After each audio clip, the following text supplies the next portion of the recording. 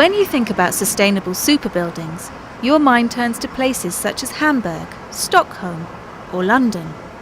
But Southend-on-Sea in Essex might not be your first thought, which would be a shame, because you might be pleasantly surprised.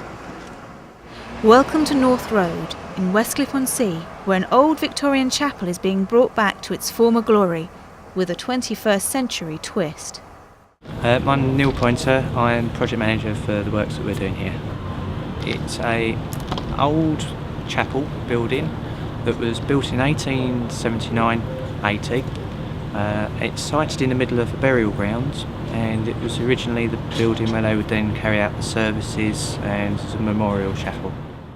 Prittlewell Chapel in North Road was on its last legs, and Southend Borough Council worked out that it would cost over £1 million to bring it back to life. But where was that money going to come from? The money has been put forward by a central government scheme called Community Assets. The idea being that we take a facility and either build a new facility or refurbish a facility. In this case we're refurbishing. And then once that's completed, we then give the facility to the local community. OK, so far so good. But what's so special about this project? My name's Rob. I'm a chartered architect working for Urbanology. We're lead consultant for the Prittlewell Chapel reconstruction. This project's a favourite of ours because not only are we working with a historic building, an 18th century chapel that needs to be reconstructed as closely to the original as we can, we're also employing a lot of sustainable elements here because of the chapel's location. We're unable to dig around the burial sites, so this building needs to look after itself and service itself. Firstly, this south chapel that we're on currently will have photovoltaics on the roof. Although we're only able to use the south slope, those will generate some electricity.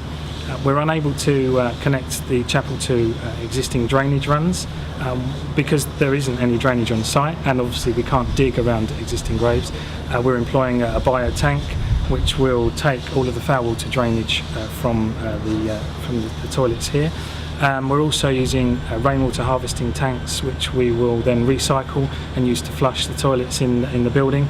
And there's an air source heat pump that we'll use sited at the back of the chapel that will heat using underfloor heating the spaces that we're creating.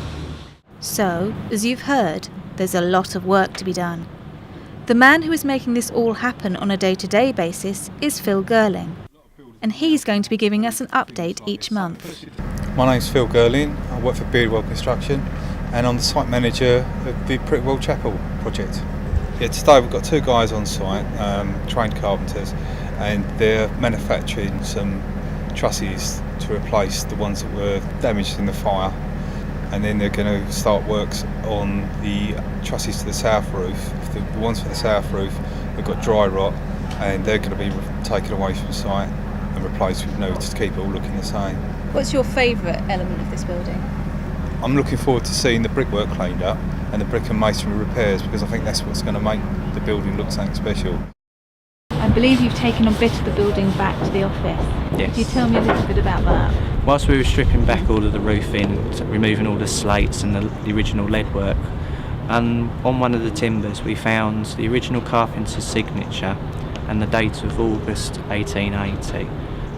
Whilst we knew the building was originally built around 1879, it gave us a firm date of exactly where they were construction-wise, because all that we were going on before was records, which obviously were earlier in the process, when the drawings were originally drawn. So it was a real nice find as well. It adds a little bit more of the history to the building. This project is set to last until January 2011. And this is the first of 4 Build with CaRe films that will allow you to come on site and see what's going on without breaking any health and safety regulations. If you like this film, please visit the site next month, where we'll show you how easy it is to adapt these technologies to any building. And if you want to know more about the work that's being done by Build with CaRe, please go to the Build with CaRe website, www.buildwithcare.eu.